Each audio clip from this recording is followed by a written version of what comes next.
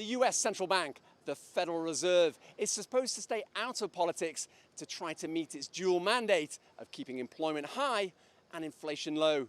But as the Fed meets for its latest two-day meeting to decide how best to meet those objectives, it's consumed by politics. And the Board of Governors, who set the Fed's benchmark interest rate, are right at the center of it. The nomination is approved.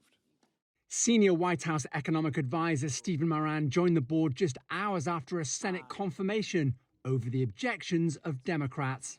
Moran will be nothing more than Donald Trump's mouthpiece at the Fed. Democrats are incensed that Trump nominee Moran is setting a precedent as the first Fed board governor to be simultaneously working at the White House, with a caveat. The legal approach is to take a unpaid leave of absence from the Council of Economic Advisors.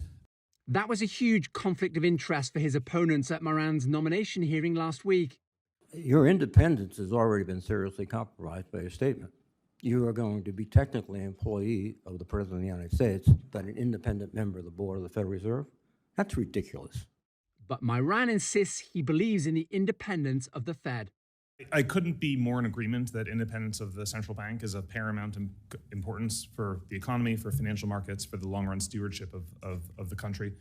And yet his boss at the White House has set another precedent as the first president to try to fire a Federal Reserve Board governor in the central bank's 112-year history. We need people that are 100% above board. Claiming that Lisa Cook committed mortgage fraud, though new documentation has challenged this, while an appeals court has ruled Trump's firing was illegal. And then there's Trump's relationship with Fed Chair Jerome Powell. He's terrible, the Federal Reserve Chairman.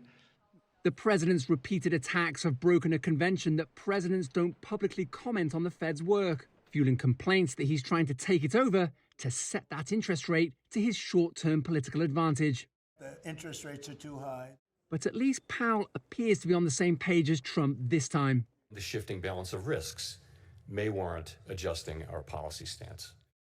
Amid concern over flagging job growth, the Fed is expected to cut its benchmark interest rate. Lower borrowing costs typically incentivize business owners to expand.